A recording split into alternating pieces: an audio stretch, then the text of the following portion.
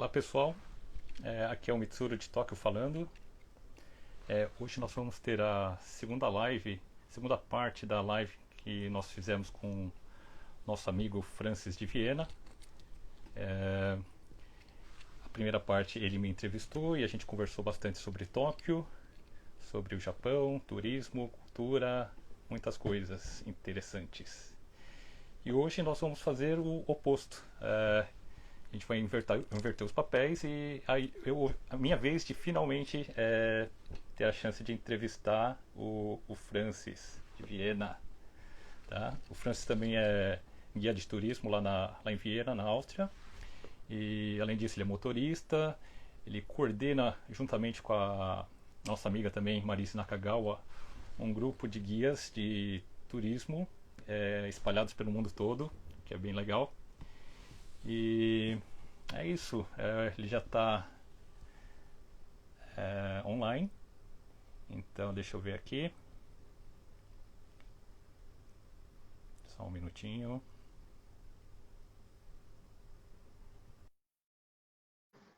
Ok, vamos lá.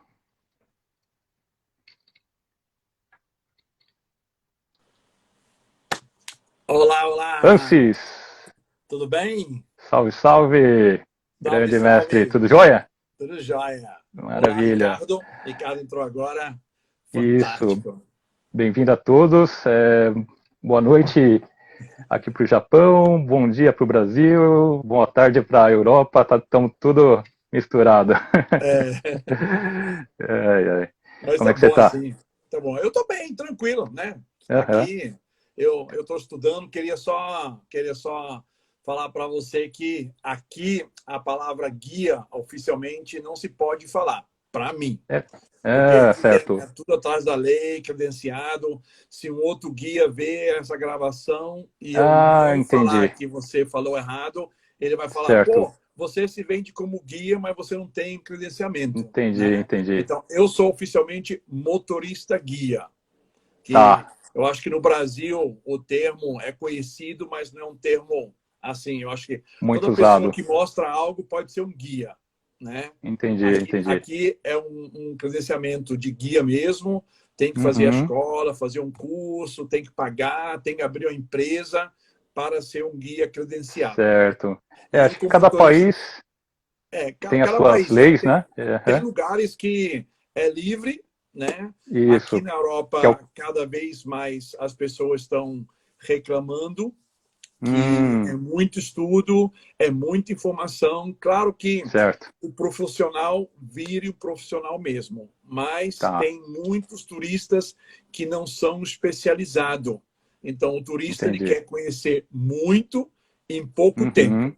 Então, se É. você fazer um tour de 3 horas e ficar meia hora na catedral, meia hora na ópera, meia hora conversando sobre a cidade, 1 hora e meia vai passar rápido. O turista não Certo. quer. O turista fala que ele não vai lembrar as datas, eles não Uhum. conhecem as famílias, ele quer saber algo interessante, né? A O que de certa ópera, forma, não sei o seu ponto de vista, mas eu acho que faz certo sentido, de certa forma, você fazer um apanhado, porque eu acho que depende muito da necessidade, assim, do que o cliente quer ver, né? Às vezes, é, realmente, uma pessoa pode não querer ficar ouvindo 2 horas uma longa história do Palácio Imperial, 3 horas sobre não sei o quê.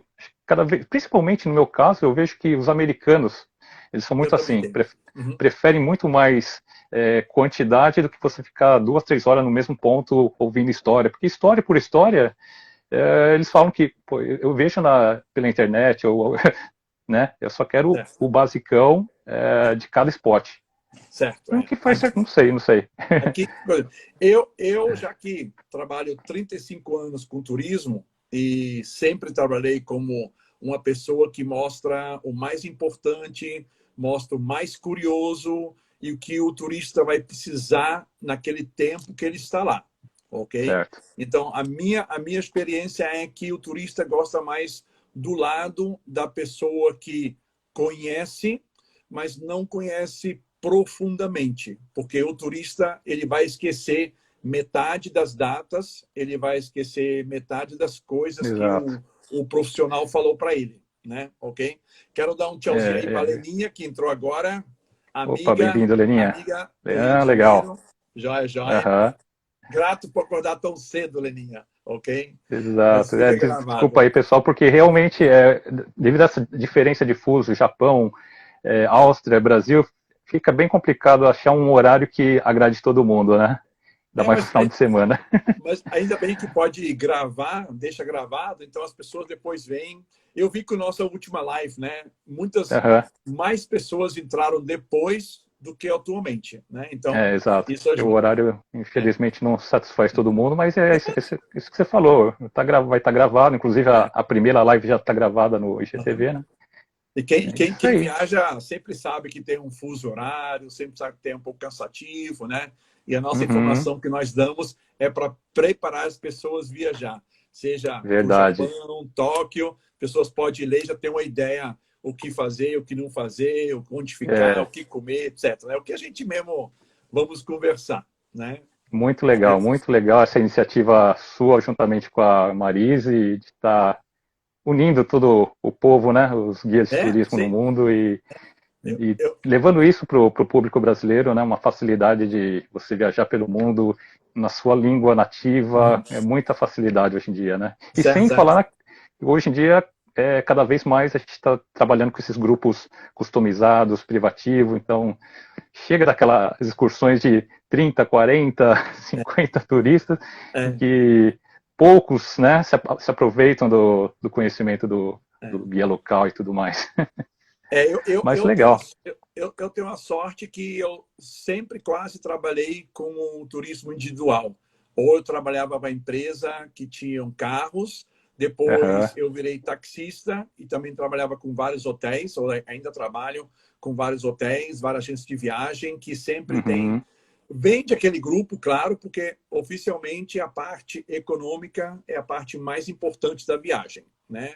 As certo. pessoas economiza talvez no hotel, economiza nas comprinhas, economiza na Uhum, comida, faz uma dieta no tempo que está viajando, mas o voo, né, pesa bastante. Então, parte aérea é pesada. a agência de viagem tem a possibilidade de abaixar o preço e dar uma qualidade muito boa, porque eles têm contratos com vários hotéis que são hotéis bons na Europa. Sim. As pessoas têm muitas vezes um serviço de ficar tranquila, que sabe que vai estar tal dia em tal lugar, não precisa se É. incomodar de pegar voo, pegar trem, errar a estação, um taxista talvez enganar eles, né? Uhum. São Algum detalhezinho. especializados, né? Então, as pessoas idosas adoram grupos e também muitas Uhum, pessoas não têm contato dia a dia. Então, no grupo de 50, você chega com 2, 3, 4 pessoas, na metade da viagem, você já conhece aquela pessoa, já fez amizade com aquele, já faz contato com aquele. uhum. E também vem futuras viagens que as pessoas fazem junto, Sim, né? mais pra frente.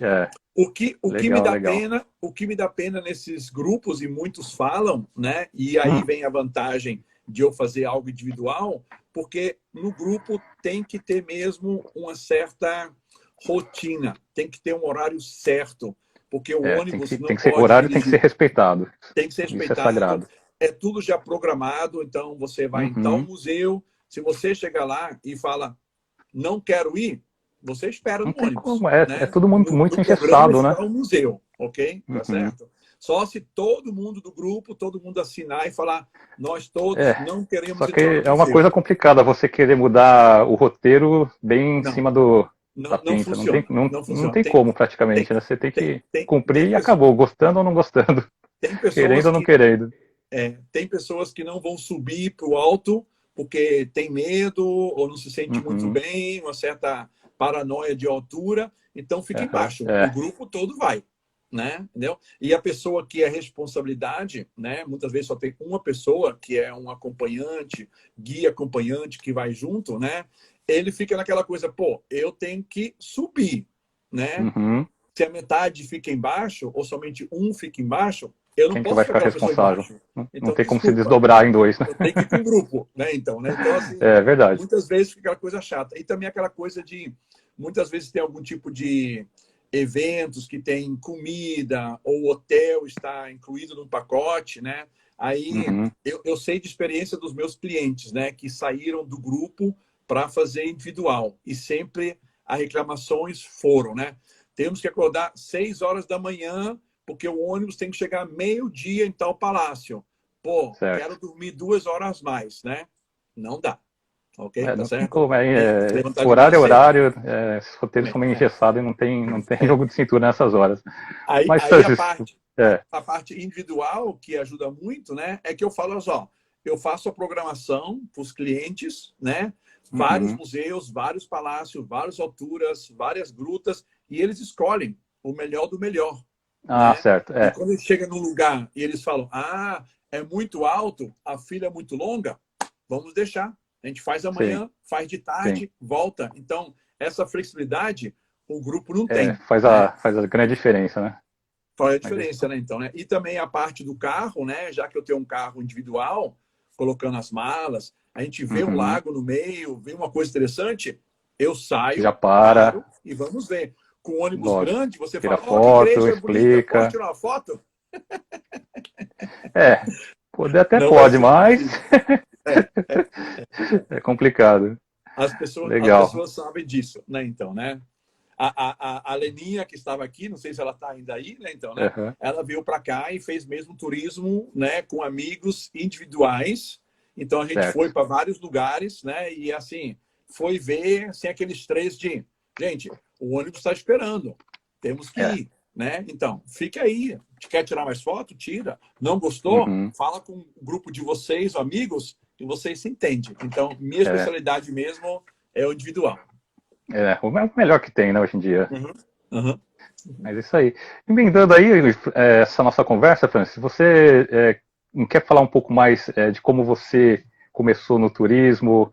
Eu sei que você já fez várias lives falando sobre isso, mas só para deixar registrado, porque acho que faz parte da nossa conversa. E sei que você é viajado, eu já vi algumas lives suas, então eu pessoalmente bastante, né? Te conheço, né? Quer dizer, não pessoalmente, mas pelas lives, Ainda não. Mas ainda não, por enquanto. Eu ainda vou para Viena. Não, mas eu gosto de falar assim, porque sempre entra alguns seguidores, né? Pessoas que não me conhecem e vão falar, pô, que legal, né? Muito jóia. Né? Então, né? E legal essa troca, porque os meus seguidores passam a te seguir e como na vez anterior, né? E vice-versa. Exatamente, A Leni está legal falando essa aí, integração. né? Turismo de primeira. Ela tá aí, tá. Gratíssimo. Gostou. Tá Isso presente, é coisa boa, legal. né? As pessoas falam, dão dicas, né? Explica como funcionou tudo, dá uma ideia do preço e as pessoas depois decidem. E muitas vezes grupinhos pequenos falam assim, prefiro pagar um pouquinho mais, mas ter a liberdade de comer, de ficar, de olhar, né? Então, assim, a melhor ajuda coisa. bastante. Ok. Então, minha história... Por gentileza. Curta, né? Eu, com 10 aninhos, minha mãe saiu do Rio, conseguiu um trabalho aqui como cozinheira na Embaixada do Brasil, na Áustria.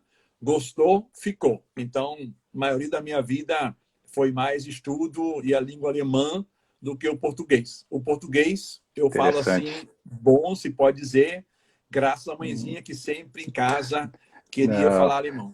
Né? Queria falar português, desculpa, né? Então, né? Para quem conversa com você, a gente pensa que você não tem sotaque, você fala português. Não, tem vez em quando sotaque sim, vez em quando tem aquele normal, com qualquer nativo brasileiro. Talvez a escrita, né? Porque é diferente, como você não teve. Verdade. Fez o ensino fundamental na Áustria, né? Então acho que talvez questão de gramática, escrita, mas o falar. Perfeito. Que bom. Não tem diferença entre...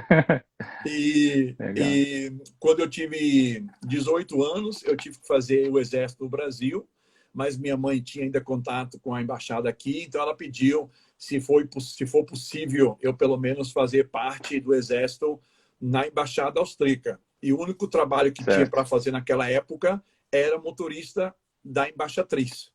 Então, eu virei um motorista, assim, particular da embaixatriz. O embaixador tinha um motorista oficial. Então, esse foi o seu começo. Esse foi o começo do turismo, né? E essa embaixatriz, ela tinha muitos amigos pela Europa e ela não gostava de viajar de avião. Ela gostava de conhecer mesmo o país. E conhecia muito. Ela que foi... Ela viajava só terrestre. Minha professora, até era Polo Atlântico, era avião, claro, né? Ou passeio mais longos, né? Ela pegava avião e ia, mas ela adorava ela procurava evitar. Carro, né? Ela mesma, de vez em quando, dirigia. Então, ela adorava dirigir pela Europa, que era muito mais tranquilo do que no Brasil.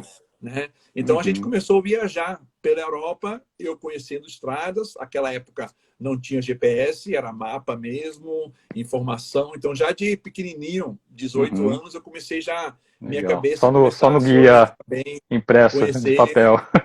Exatamente. Também. Velhos tempos, né? E os lugares, mapa agora eu uso sim, eu gosto de mapa ainda, né? A diferença do mapa é que você pode ver o que está em volta. O GPS não te mostra muito, né? O GPS te mostra. Exato, eu também acho. Mas o mapa você pode ver várias cidades. O velho e bom mapa de papel te dá uma geral, né? Aquele contexto. Uma geral, exatamente. Eu uso. Você pode até. Verdade. E aí, quando a gente chegava nas capitais, ou muitas vezes cidades onde ela conhecia, tinha amigos, as pessoas lá tinham também carros, tinha motorista, claro, né? Eu ficava na frente com outro motorista local, muitas vezes alguém que falava português, ou era brasileiro, trabalhava para a embaixada também, né? E as duas senhoras, embaixadoras, ficavam atrás conversando. E a pessoa do meu lado virou tipo aquele amigo. Ele contava, olha, ali tem uma coisa legal, se você tiver tempo, vai ali. E eu sempre me interessei muito pela história, né? De igreja, catedral, religião, a história do país. Bacana. Né? Essa história toda sempre gostei mesmo. Desde pequenininho, gostei dessa parte, né? E fui parar num lugar na Áustria que é cheio de história, né? Que legal. Tudo se encaixou perfeitamente para você, perfeitamente, hein? Caramba! Eu falo de vez em quando para os meus turistas que a Áustria não é um país, a Áustria é um museu, na verdade, né? Porque é tanta história que tem, né? E a gente não se fala só de 2.000 anos atrás, a gente fala de 10, 15, 30 mil anos atrás, né? Então, assim, vai muito do além que um pode imaginar. Sim. Então, assim, para mim, foi um lugar perfeito. E aqui a história, você vê alguma coisa medieval, você vê uma coisa de um rei, você escuta uma história de um lugar que teve uma guerra, você vai lá, você pode tocar o solo, tem um palácio, tem uma estrutura antiga que você fala, gente, como construíram aquilo naquela época, né? Gênios. Está tudo pronto para... É só chegar lá e consumir informação. Muito legal.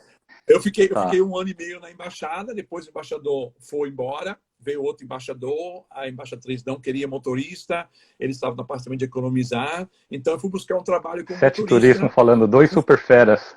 Desculpa. Não, tranquilo. Obrigado, Sete Turismo. Gratíssimo. Ele também é um que adora fazer live de manhã cedo, 7 horas, 8 horas. Legal. Sete Turismo, sim. E aí eu comecei a buscar trabalho numa agência de limusine. Aqui tem muitas agências que tem limusine para casamento, para eventos grandes. O pessoal gosta de alugar uma Mercedes bonita, escura, para casamento branca, né? E eu busquei uma empresa, né? E gostaram, claro, né? E a minha experiência que eu tinha com 20 aninhos era a experiência de alguém que tinha 50. Porque eu conhecia Praga, conhecia Budapeste, conhecia Salzburgo, conhecia parte da Áustria, conhecia a Alemanha. Então o pessoal falou, gente, esse jovenzinho a gente pode vender. Especialmente o português e espanhol, que ainda até hoje tem muito pouco aqui na Europa. Então, somente na Áustria, na Alemanha, República Tcheca, Holanda. Então, era um idioma tipo exótico. Então, quando vinha alguma pessoa, tinha conexões, né? O governo com a embaixada com os hotéis com o museu. Então, quando tinha uma coisa, eram 5, 6 pessoas que falavam português e trabalhavam oficialmente no turismo. Então, eu era uma delas. Então, sempre tive contato bom com uma boa pessoa, que sempre buscava eu para, vai vir um cantor famoso do Brasil. Eu não conhecia ninguém, né? Mas quando vinha, né, a empresa fazia um preço especial e a gente ganhava o contrato. Então, ficava 2, 3 dias, né? E assim foi começando as pessoas querer algo mais no particular. Até eu chegar na época de... E isso já faz, então, 30 anos. 35 30 e poucos anos. Meu Deus do céu, uma vida, hein? É muita bagagem, caramba. Eu fui para Los Angeles, morei lá um tempo, 10 anos. Também trabalhei com turismo e lá fiz ao contrário. Lá eu utilizava o português e o alemão. E lá que eu aprendi inglês. Aí quando eu voltei para cá, tive um idioma a mais que também abriu várias portas, né? Porque aqui vem muitos americanos, australianos, canadenses, viajam muito pela Europa, né? E meu inglês não era tão bom na época, então as empresas falavam, não, melhor não, né? É melhor deixar você no seu português, no seu espanhol, né? No alemão, mas em inglês a gente vai ganhar reclamações, né? Mas depois que eu sabia bem inglês e conhecia a personalidade do americano, eu comecei a fazer e estourou também. Todo mundo gostou, certo. né? Então, o americano gosta de viajar com guia, né? O americano gosta de viajar com fazem muita questão guia, de um guia turista, particular. Para eles é muito importante isso aí. E através desse grupo que você mencionou, né? Tem vários contatos pela Europa. Então, às vezes, eu faço a própria excursão, que eu conheço alguns pontos turísticos, quando a pessoa não quer mesmo muita informação. Mas quando tem informação suficiente, eu falo só, eu conheço aqui uma pessoa, né? Se você quiser, podemos alugar essa pessoa por 2 horas, 3 horas, fazer um passeio. Se eu quero conhecer uma pessoa, eu até invisto meu próprio dinheiro para conhecer a cidade, né? Assim eu conheci, se ela fizer pessoalmente, né? Entendi. Mas se o cliente fizer questão de ter você como guia para outras cidades na Áustria ou mesmo as cidades dos países vizinhos, você também faz. Eu sempre aviso que eu não sou guia oficialmente, eu não posso andar pela cidade, andar no museu, andar em castelos na Áustria. Então, falo guia que motorista. Não é possível, não, né? E as pessoas ficam contentes, né, de ficar só observando, olhando. Eu falo tudo que tem de falar de um palácio dentro do carro, né? Aí como eu paro motorista. e falo, pessoal, gente, vocês querem entrar? Ok? Entram. Eu não posso acompanhar vocês, ok? Porque eu posso ganhar problema, né? Entendi. Tá certo? Muitas vezes eu conheço pessoas de museus, né, que falam para mim, olha, não tem ninguém no museu, entra você. E o museu me convida para entrar, para eu fazer propaganda para eles, né? Porque aqui até se eu fosse trabalhar para um museu, eu teria um permisso especial de só fazer excursão naquele museu, né? Certo. Mas fora muito da organizado. Fora da Áustria aí muda tudo, né? Fora da Áustria eu já posso fazer um museu, eu não faço com grupo, então quando eu faço com os clientes, né, as pessoas não me conhecem no país. Eu não sou uma concorrente grande, porque eu não vou todo final de semana, toda semana para esses lugares, né? Então, vai eu faço esporadicamente. 3 vezes, 4 vezes por ano, Roma, Milão, Florença, né? Londres, Paris. Então, o pessoal fala, pô, isso aí é um turista qualquer, entendeu? Porque o custo, né, ia ser mais custo para o cliente, né? Então, por isso que eu faço tudo. E o jeito que eu faço, conheço as pessoas pacote completo, super contentes. Que bacana. Exatamente. Ajuda, né? Entendi. E graças aos contatos que tem vários parceiros, né, que não são aquele parceiro que são um pouco invejoso e pensa que eu vou tirar clientes deles. Ao contrário, eles querem mostrar o trabalho deles, eles me dão muitas informações. Lógico. O Daniel de Paris é uma dica que eu dou para todos, né? O Daniel. Ele me recebeu lá um dia antes de eu fazer uma excursão em Paris, me deu todas as dicas, todos os truques, tudo que era possível, e falou, ó, França, amanhã, boa sorte, precisar de uma coisa, me liga que eu te ajudo. Não precisei. Um ajuda o outro, né? Corrente do bem. Ele tão bem, né? Mas eu também, ele sabe que eu não ia morar lá, eu não ia ser uma concorrente dele, né? E agora, quando eu faço excursões e alguém pergunta para mim, você conhece alguém em Paris? Eu, claro que envio primeiramente para o Daniel, porque ele foi tão legal comigo, né? Sim. Outras pessoas, eu tenho essa ideia que fala, se eu fazer um tour em Tóquio, né? E perguntar para você, Mitsuru, eu vou fazer um tour em Tóquio, o que tem para ver? Você fala, tem assim, uma ruazinha, uma coisinha, eu senti aquela que você não quer me dar uma informação, entendeu? Então você não está ajudando eu, né? Porque eu sei que Tóquio tem tanta coisa para ver e você começar a pensar, deixa eu ver, vai aquele lugar muito longe, vai longe da cidade que é legal, entendeu? Então assim, perde aquela confiança, né? Mas se você dá toda a informação que você tem, né, e não vê eu como um concorrente, porque eu estou na Áustria, né? Você está no Japão, então quando eu vou fazer um tour no Japão, quase nunca, né? Porque o pessoal não ia pagar tanto para eu sair de Viena, ir para Tóquio, fazer um tour em Tóquio e voltar para Viena. Não funciona dessa maneira, né? Mas aqui também eu faço isso aí com algumas guias de Kyoto, né? Colegas de trabalho que sabem que eu não vou morar lá, mas que eu preciso guiar meus turistas brasileiros, né? E aí é um troca-troca também, porque eu também acho. elas me ensinam coisas sobre Kyoto e quando elas vêm para cá eu ensino coisas sobre Tóquio para que elas guiem os clientes japoneses ou estrangeiros e tudo mais. Né? E é bacana essa troca, né? Eu sempre acho que cada cidade, né, se a pessoa ajuda um que não está na cidade, ele vai vender essa pessoa, né? Claro que essa pessoa está na cidade, tem muito concorrente, né? Aí o que eu falo para aqueles que assim falam que tem muito concorrente, né? É fazer algo muito legal e buscar algo especial, né? Porque uma catedral, Um diferencial. uma ópera, uma coisa você pode, mas se você conhece alguém que abre a porta e você pode entrar na ópera, aí já mudou o negócio. Que aí eu acho que todos na cidade não vão ter esse contato, né? Sim, ou se você sim. conhece um lugarzinho que, em vez de você ganhar uma comissão, você pega a sua porcentagem e dá para o cliente, né? Eu aqui, de vez em quando, algumas lojas me oferecem 10%, 15% da venda. Eu falo, ó, não precisa.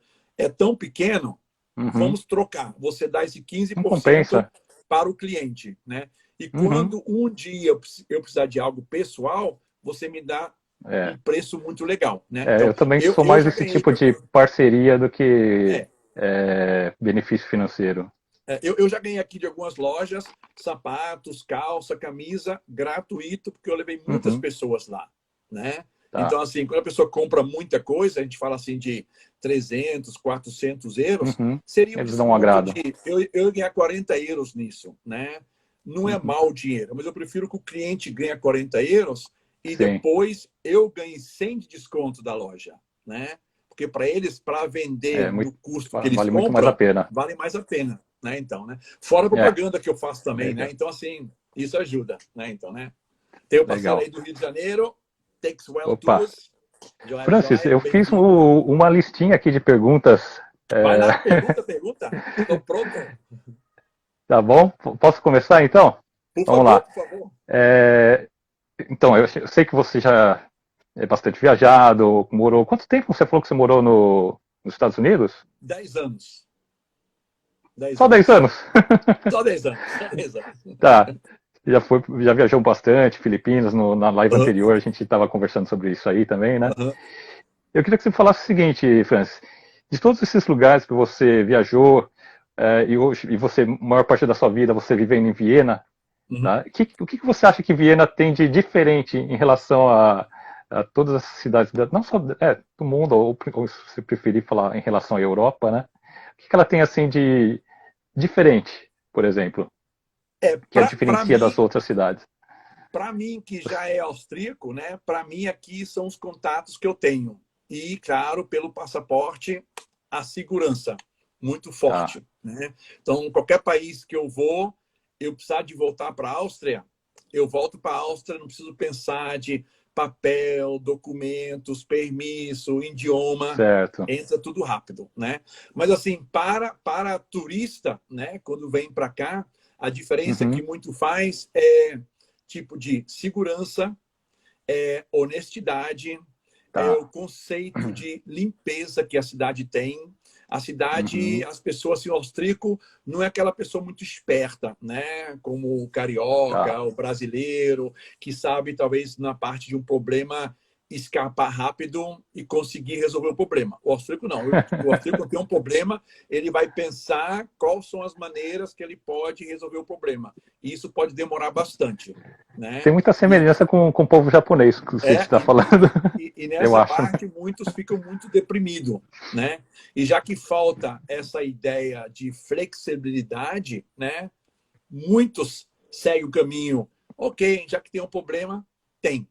Né? E não tenta pensar na maneira. Então, eu sempre falo para os turistas, o austríaco, quando vê um muro, ele fala, um muro, quem construiu esse muro? Desde quando esse muro está aqui? Agora eu vou passar para o outro lado porque tem aqui um muro. O que eu vou fazer? Né? E fica pensando.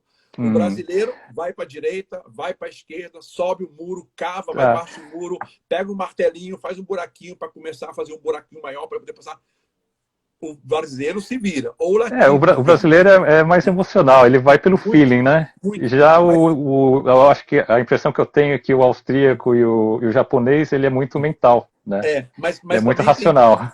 Tem muita coisa a ver, da minha experiência, é que quanto mais a pessoa talvez seja pobre ou de um país que a economia não é muito boa, as pessoas têm que saber sobreviver, ok? E aqui na Europa e na Áustria, você não precisa se preocupar, porque mesmo se você sendo pobre, o governo vai te dar um lugar para morar, o governo vai te dar uns cupomzinhos para você comer, o governo vai te dar uns cupomzinhos para você utilizar uma roupa velha, sapato. Tem uma segurança luva. Por trás, né? Então, você tem aquela tranquilidade de você não trabalha, não estuda, não sabe falar, não sabe escrever, o governo vai chegar e vai te apresentar algo que você vai precisar, né? Então, seja estudo, seja trabalho, o governo sempre está ajudando e vendo bom, né? Tem muitos Agora, benefícios, por exemplo, né? nessa época da corona, estourou os números desempregados, né? Foram mais de 500 mil desempregados. Nunca teve tanta pessoa desempregada como agora. Na Segunda Guerra Mundial, né? Foi algo igual, né? Então, mas quem trabalhava antes e quem estudava antes ganhou ajuda. Então, dos 500 mil desempregados, 490 mil ganharam ajuda. Os 10 mil não ganharam ajuda. Mas já que não ganharam ajuda, tem um segundo programa do governo que tem uma economia especial para ajudar essas pessoas que não têm estudo, não têm trabalho, têm mais de idade, nunca pagaram imposto na Áustria, não têm direito de ganhar aqui uma aposentadoria. O governo ajuda. É pouco, mas ajuda. Então, aquela parte de sobreviver, você ganha, né? Então, isso assim é uma coisa que eu, né, comparando com o Brasil, eu falo, gente, né, tem vários lugares lindos do mundo que eu gostaria de morar, né? Mas começar de novo e não ter aquela certeza, eu prefiro ficar na Áustria. Entendi. Né? Te entendo perfeitamente. E eu entendi. Mesmo que você tenha 10% da população que não se enquadra aí nos critérios do governo, ainda assim o governo tenta achar uma forma de ajudar. Exatamente. Né? Aqui é a mesma coisa. Eles querem que as pessoas se enquadrem nos requisitos para poder ajudar. E mesmo se elas não conseguem entrar nesses requisitos, eles tentam, de alguma forma, achar uma solução para te ajudar. Isso que é bacana, né? E o curioso disso, se a gente vê agora, quando começou essa parte de ajuda, né, a gente vai para trás uns 500 anos, justamente com os Habsburgo. Os Habsburgo começaram a entender que deveria educar as pessoas. Então, através do dinheiro da corte real, eles investiram em escola. Tinha cidadezinha que tinha muitas crianças, eles criaram escolas, né? Então, tem assim, educação aqui é muito importante. Você tem que fazer uma profissão, sério, né? Você tem que fazer uma profissão, fazer um diploma. Se você depois, no futuro, vai trocar profissão A contra B, nenhum problema. Mas um diploma você tem que fazer. Então, aquela mentalidade que antes tinha, né, que a pessoa começava a trabalhar num trabalho e ficaria até a aposentadoria, não tem mais. Mas as pessoas hoje, em vez de quando, são mais educadas, né, e mais espertas pelos estudos do que antes, né, digamos assim, 50, 70 anos atrás. Então, graças aos reis, imperadores que ainda têm essas leis. E funciona bem, né? E o pessoal fala, se funciona bem, por que trocar? Né? Então, assim, está ganhando, não se mexe, né? Então são leis mesmo antigas, né?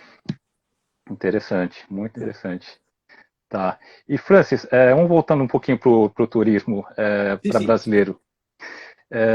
A Áustria, Viena, ela é bastante popular entre os brasileiros? Você tem bastante receptivo de brasileiros? Ainda não. Ainda não. A Áustria está um pouco assim, digamos, um segredinho. A Alemanha, França, Itália, Espanha, Portugal, talvez número costumam ser os tops, Inglaterra, são aqueles top que o brasileiro vai conhecer. Mas muitas pessoas gostam de viajar para a Europa e não gostam de viajar 2, 3 vezes em uma cidade. Fora se tem contato, tem família, né? Então, isso aí. Mas vamos dizer, o turista normal vai a Paris uma vez, depois ele vai tentar ir para Roma, Barcelona, Lisboa. Quer ver cidades diferentes, né? Quer ver cidades diferentes. E cada vez o pessoal está conhecendo mais o leste europeu. E já que a Europa, desde que entrou na União Europeia, muitas coisas ficaram bem caras, as pessoas estão indo para o leste europeu. Mas para chegar no leste europeu é difícil porque não tem voo direto. Então, quando a pessoa escuta que vai passar por Viena, vai passar pela Áustria, então eles começam a pesquisar, ver que tem Alpes, ver que talvez no inverno tem neve, tem mercadinho de Natal. Então, fica aquela coisa curiosa. Então, vamos fazer 2, 3 dias em Viena, né? E depois, quando vem, gosta, eles voltam, né? Viena é um dos poucos lugares, né, na Europa que as pessoas gostam de voltar, porque são 9, 8 países que dá a volta pela Áustria. Então, é fácil de conectar, né? Quantos países você fala? A fronteira com 8? Fronteira, sim. A Áustria é um país pequeno, né? Assim, pelo menos a minha impressão. Né? Não, eu falo em tamanho. Em tamanho, sim, claro, sim. Também é pequeno, né? Também pequeno, Nossa, sim, é. Legal. Não sei comparar com qual estado do Brasil, mas sim, é pequeno. Tá. 9 milhões. Caramba. Maioria Alpes. Tá. E, Francis, qual que é a melhor época para se viajar pela Áustria? A melhor, e talvez também ser igual a pior, né? Seria verão. Porque verão agora, né, verão europeu, junho, julho, agosto, é a parte onde tem férias escolares. Então, todo mundo viaja.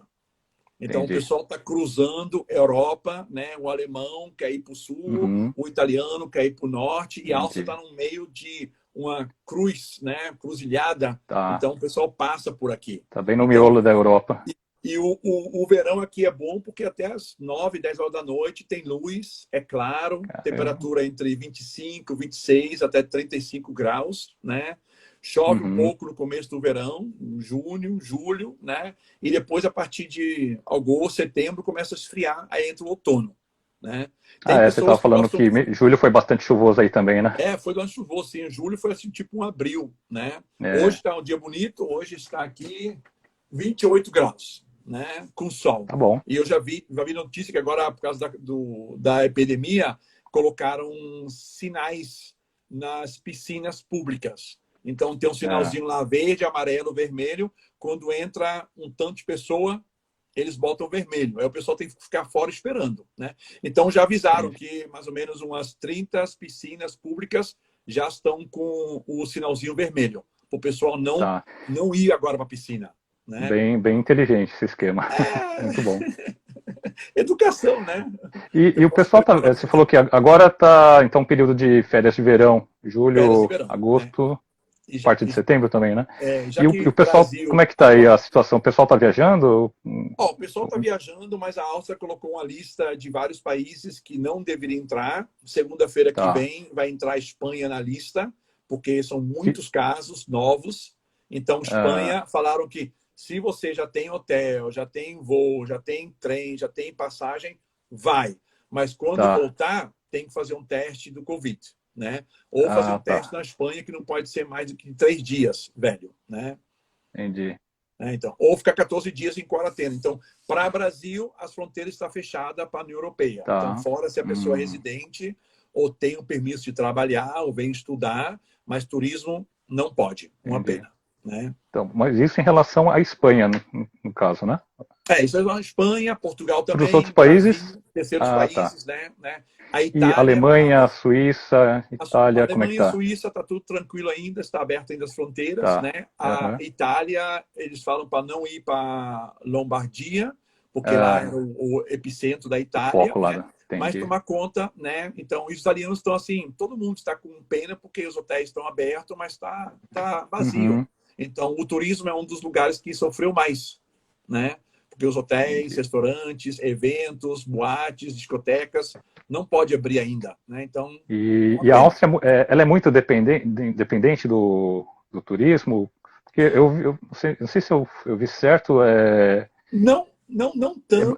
Vocês têm um turismo internacional bastante forte, né? Nós temos um turismo internacional forte, mais o turismo europeu. O que é importante aqui são serviços.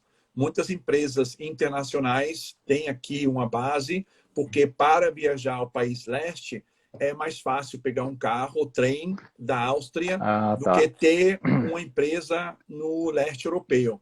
E já que antes, até 89, era a parte comunista, então muitas empresas não queriam entrar no comunismo. E talvez a empresa ser pegada de um ditador ou de um presidente comunista, né? Então ficaram o mais pertinho possível. E a Áustria é aquela esquininha onde está mais perto para o leste. Usava então, a Áustria como uma base, então, né? Para serviços dou muito. Então várias empresas começaram a abrir, né, uma filial aqui, uma fábrica aqui. Turismo é bom, que o turismo mesmo forte mesmo é no inverno, né? Por causa dos Alpes, esqui.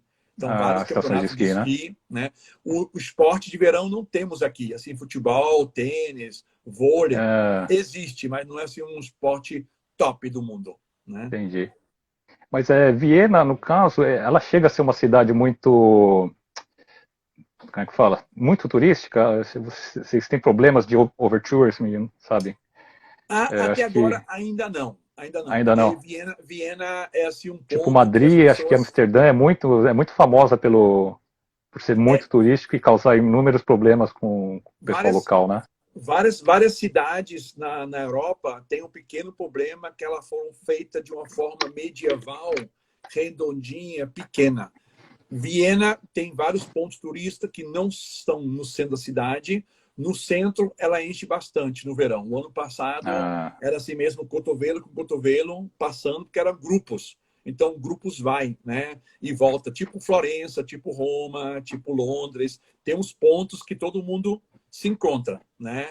Em Viena também tem museus aqui grandes que você tem que esperar 2, 3 horas para entrar, porque os grupos já são espertos, né? As agências de viagem já sabem, então eles já programam o grupo entrar. Então, já meses atrás eles fazem reserva. O turista chega e fala, eu quero ir hoje no museu. Ok, espera 3 horas, né? Porque não tem suficiente espaço para as pessoas. Então, existe sim, né? Em muitas cidades pequenininha, tipo Salzburgo, tem uma cidadezinha que é muito famosa, chama Heilstadt. Está num lago e na beira de uma montanha. Ela é construída ao lado de uma montanha, né? A cidade tem mais de 7.000 anos de história pelo sal. Só isso? Só isso, né? 7.000, nada mal. Né? A Ana Lúcia está falando oi aqui. Oi, Ana Lúcia. Olá. Então, essa rádio está interessante, porque não tem como entrar ônibus, não tem como entrar com carro, a pessoa tem que estacionar fora e caminhar. E vem para Madrid também, 500 chegou. habitantes, né? Então, aí, muito Vem para Madrid. Olá, Madrid. Vou para Madrid, sim. Vamos lá, Francis. Madrid é super legal. Conheço muito. Tenho muita vontade de conhecer a Espanha. Legal. Francis, outra pergunta. Quais são os povos aí que a Áustria tem mais ligação? Eu suponho que seja Alemanha, Suíça, mas quais assim a Áustria tem mais relacionamento? Como é que, por exemplo, a relação Áustria-Alemanha, Suíça... Porque a única coisa que eu sei desse miolo todo é que o que vocês têm em comum é a língua, né? Exatamente. Mas como é que é? Vocês encaram, por exemplo, a Suíça como um país irmão? Como que é a relação? Com a Alemanha tem um pequeno, assim, uma rixa, se pode falar, com o futebol, né? Porque a Alemanha tem grande isso é igual ao Brasil e a Argentina, né? Algo assim parecido, né? Mas o austríaco já viu que é bom treinar na Áustria e ser vendido para a Alemanha, né? No Bayern Munich tem um jovem austríaco que chama David Alaba, ele com a camisa número 27, austríaco? acho eu, né? Austríaco. Curioso que o pai dele é nigeriano e a mãe dele é da Filipinas. Então ele é um pouco escuro, mas tem uma finomia meio filipino. Bacana. E ele é alto, então mestiço. Muito bacana. Muito exótico aqui, né? Então, né? Deve ser. Também, né? A Áustria tem boas conexões com vários países em volta, né? Só que tem alguns países que são países leste, que a economia não é muito boa, então muitas pessoas vêm para trabalhar. Então, tem muitos imigrantes aí. Os trabalhadores migrantes mesmo são muitos polacos, são húngaros, são tchecos, são eslovacos, são da Eslovênia. Mas eles são legais? São legalizados? São legais, são simpáticos. Ou é que nem na Itália que muitos vêm do outro lado do Mediterrâneo, cruzam o Mediterrâneo com o bar? Não tanto, né? Sempre tem alguém que vai ser contra o estrangeiro, né? O estrangeiro também, mas também tem que falar que a culpa é da Áustria, é que a Áustria é muito bom para todos. E alguns, eles começam a abusar do sistema. Abusar. O austríaco não tenta abusar, né? O austríaco, quando está desempregado, ele tenta buscar trabalho para não ficar desempregado. Não importa o tanto que ele ganha, né, de desemprego, seguro-desemprego. O estrangeiro não. O estrangeiro fala, pô, eu estou agora desempregado. Se eu tenho direito a 6 meses, 1 ano de seguro-desemprego, eu vou torrar, vou ficar... Entendi. Então. E o alemão já não vem tanto para trabalhar. Alguns vêm sim, né? Depende de qual cidade da Alemanha. A economia também não é muito boa na Alemanha, então tem lugares que na Alemanha se ganha mal e na Áustria pode ganhar bem. Serviços, garçons, vendedores. Na Alemanha não é tão bem pago, na Áustria é melhor. Né?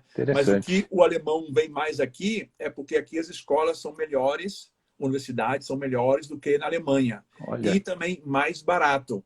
A Alemanha cobra para o estrangeiro, que é da União Europeia, uma taxa bem alta. A Áustria já não cobra essa taxa. Então, o alemão fala, já que o meu diploma serve na Europa inteira, se eu fazer na Áustria ou na Alemanha, eu vou fazer um lugar que é mais barato. Né? Então, se você, como austríaco, for estudar na Alemanha, você tem que pagar os seus extras do seu bolso, né?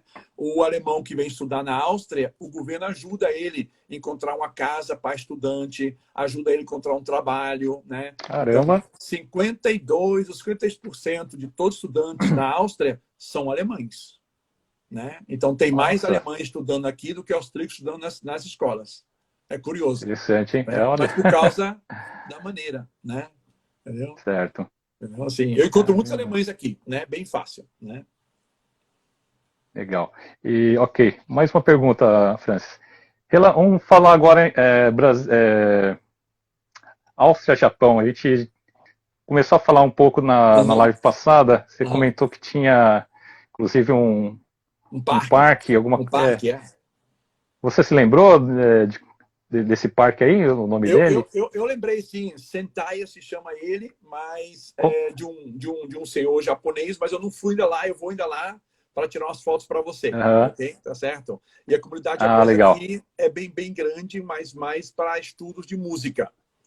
São vários dirigentes e músicos, quase da Ásia inteira, gostam muito de estudar na Áustria, né? Por causa dos nomes dos músicos famosos que moraram aqui. E comunidade brasileira também é grande? Olha, não tão grande como outras comunidades. São mais ou menos 5 mil brasileiros que oficialmente estão registrados na embaixada. E a maioria deles, eu acho que uns 3 mil, deve morar em Viena. E o resto espalhado pela Áustria. Né? Interessante. Aqui curioso que assim, tinha uma vez já uma churrascaria, né? Mas não funcionou muito bem. E não tem nenhum restaurante típico brasileiro aqui, de brasileiro, abriu e fecha. Mas isso é porque... É porque a demanda é pouca, né? Muitos brasileiros não sabem vender, fazer seu marketing, né? Eu tento sempre ajudar os novatos que vêm, né? Mas falta aquela coisa de tentar vender para o austríaco, né? Entendi. É o mesmo aqui, Se você depender só da comunidade, chega uma hora que você quebra, porque você não pode ficar limitado, né? Não dá não. Você tem que ganhar os dois mercados, né? De vez em quando tem uma festinha brasileira, né? Um evento brasileiro, aí todo mundo se encontra, fala, conversa. Tem pessoa aqui que vende doce de leite, tem lojas hindus e africanas que vende feijão, vende guaraná, vende escola, né? Tem assim uma parte que vem de Portugal, eles compram, né? Aí se encontram, né? Mas assim, restaurante mesmo, não. Tem um barzinho, né, que chama Carioca, que é muito legal. Lá, de vez em quando, se encontram os austríacos que gostam do Brasil e os brasileiros se encontram lá, né? Legal. Aqui em Toca a gente tem um Caipirinha Bar. Caipirinha Bar, o nome é bem típico, né? Você sabe que ano passado eu achei um fato que nós tivemos comemoração de 150 anos relações Áustria-Japão. Legal! E aí nós tivemos no museu aqui em Ueno a exposição do, não sei se pronuncia assim, mas é Gustav Klimt, Gustav Klimt, ele é bem famoso artista, do beijo e tal, né? Exatamente, E aí eu até lembro, porque eu pesquisei hoje na internet, e depois eu até lembro que no passado teve muita coisa de divulgação assim dessa comemoração aí. Curioso. Curioso, né? Aqui, assim, ontem ontem, hoje é dia 8, acho que dia 7, teve vários anúncios aqui no jornal, né, relembrando a bomba de Hiroshima. Né? Sim, Saiu sim. muito nos jornais, televisão e Foi rádio. antes de ontem. Falaram muito, né? Então, né? Porque a bomba, né, foi uma bomba americanizada, mas também tinha austríacos e alemães trabalhando nessa bomba, que foram muito nazistas, que o americano pegaram, mas em vez de colocar na prisão, deixaram trabalhar para eles, físicos, químicos, Entendi. né? Então, a Áustria ha sido um pouco assim, culpada e gosta de mostrar um pouco, né? Entendi. A Mônica está falando que amou Viena. Não sei, a Mônica ganha 13. Adoro 13. É legal. Eu acho que a Mônica não esteve aqui comigo, acho eu. O próximo vai ser eu a conhecer Viena, Mônica. Próxima vez, Mônica, ok? Leoninha está falando que está adorando a live. Obrigado, Leoninha.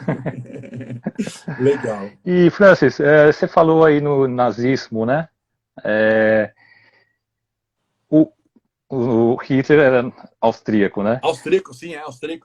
A gente joga aqui piadinha para os americanos, né? Que não são muito de cultura. A gente fala que Hitler era alemão e Beethoven era austríaco, né? Mas era ao contrário, né? Para gente deixar o nome fora, né? Então, né?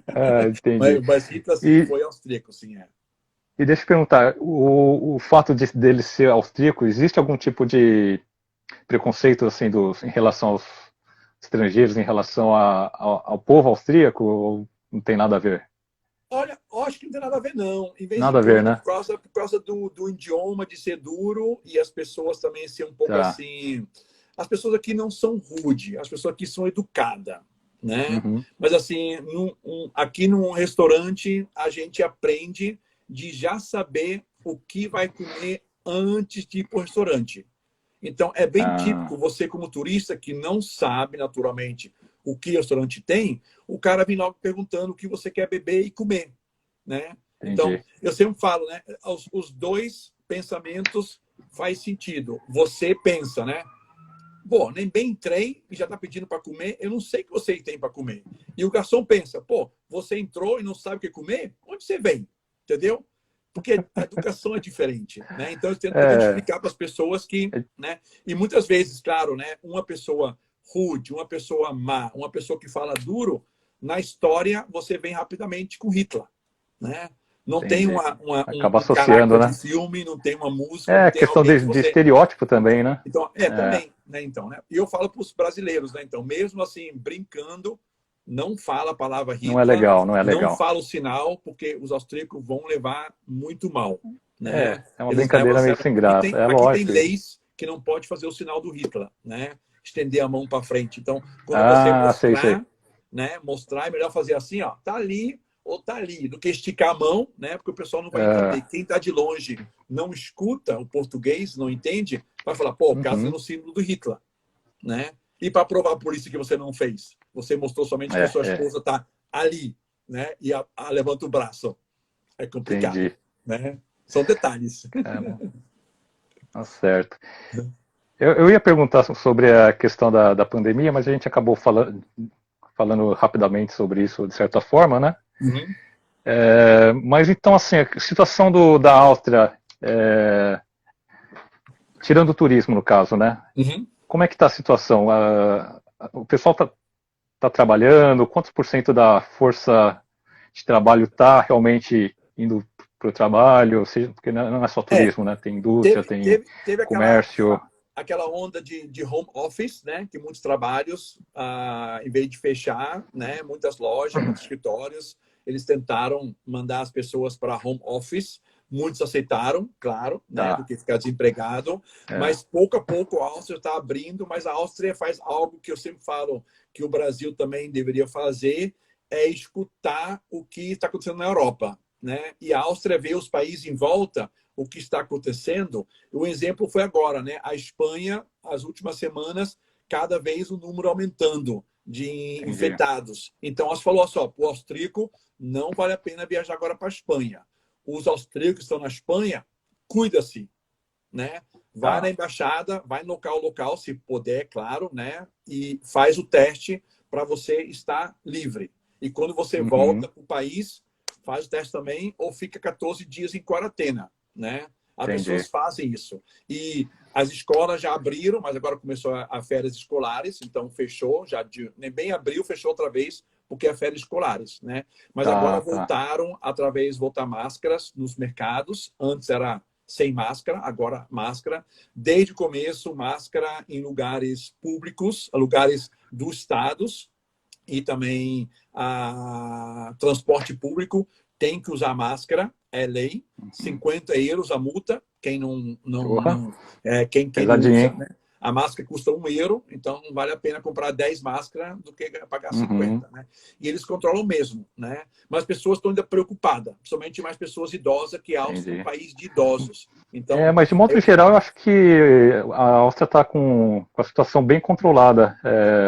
Sim, eu vi os números hoje e eu lembro também que a questão de uma semana ou duas que a gente também falou, é que no Japão, nas últimas 2 semanas, o negócio está dando uma explodida de novo. Mas o Japão estava com quase que o mesmo número de casos da Áustria, lá na 70ª posição, não me lembro. E agora a gente, de questão de 2, 3 semanas, de 20 a gente passou para 40.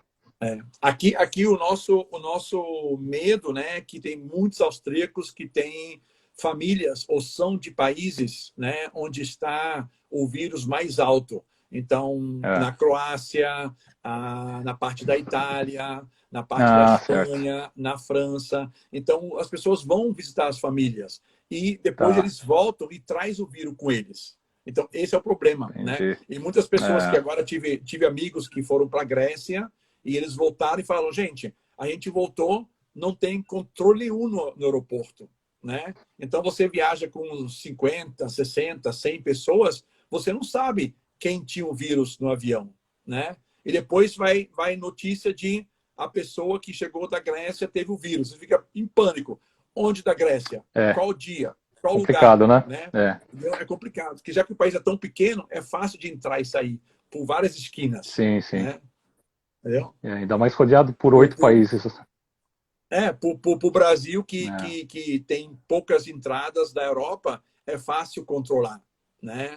Aqui é difícil controlar, porque você pode passar pela montanha, você pode vir pelo Danúbio, você pode vir de bicicleta, cruzar fronteiras, né? Você pode pegar carro, motocicleta, ônibus, avião, trem. Então, são muitas oportunidades. Não tem gente suficiente para controlar tudo, né? Por isso que a gente fica super preocupado. Né? E a gente sabe que aqui tem um número também escuro de pessoas que não se sente e falam, vou fazer o teste não, eu tô bom e tá com o vírus, né? Aí vai ao supermercado, vai no banco, vai no correio, né? Então a gente sempre tenta ficar afastado. Aqui funciona um pouco, né? Entendi. Tem que tomar cuidado, porque esses dias teve um dos primeiros cruzeiros que voltaram a operar, acho que na Noruega. Você chegou a ver esse caso? E já está explodindo o número de casos nesse cruzeiro. Foi esses dias aí. É uma pessoa só. O pessoal que não se dá conta que uma pessoa só, né? Você pode ou dar ou receber sem saber, né? Pois é. Esse é o problema, né? A gente também, no começo da pandemia, o Japão também teve um grande problema com questão de... Tem 2 minutos. Com questão de cruzeiro. Você lembra que houve também aqui em Yokohama Não, lembro sim. O Diamond Princess. Ficou. E, inclusive, eu costumava ir para Yokohama justamente pegar clientes nesse navio em outras ocasiões, né? Mas esse navio era bem popular aqui. Ele faz várias fotos aqui. Vai voltar tudo normal. Espero eu. Mas isso aí. Francis, a gente só tem mais 1 minuto. Será que então a gente encerra por aqui? Para não ficar aquela... Foi legal. Sem se despedir. Francis, obrigado aí pela chance de te finalmente entrevistar. Foi muito legal saber um pouco mais sobre você, sobre a Áustria, Viena. Vamos fazer outras lives aí. Só estamos começando. A Mônica está falando parabéns para a gente. A sua amiga Mônica. Gratíssimo. Se você for meu seguidor... Pessoal que nos acompanhou. Né? Opa, legal. Pessoal que nos acompanhou até aqui, muito obrigado pela participação. Joia, daqui a pouco eu pego aí. E nos vemos na próxima. Maravilha. Gratíssimo. Tá bom, Francis. Gratíssimo por ver Alguma pergunta, escreve em comentários para mim, para o Mitsuru. Escreve nos comentários. Responde, ok? Comentários é sempre Maravilha. bom saber quem está ligado mesmo. Você também, Mônica, escreve para mim, seguir você também, ok? Tchau, tchau, Leninha. Valeu, tchau, pessoal. pessoal. Obrigado, Foi um Francis. prazer. Um abraço aí. Até a Tchau, próxima. pessoal. Tchau, querido. Tchau. Até mais. Tchau, tchau.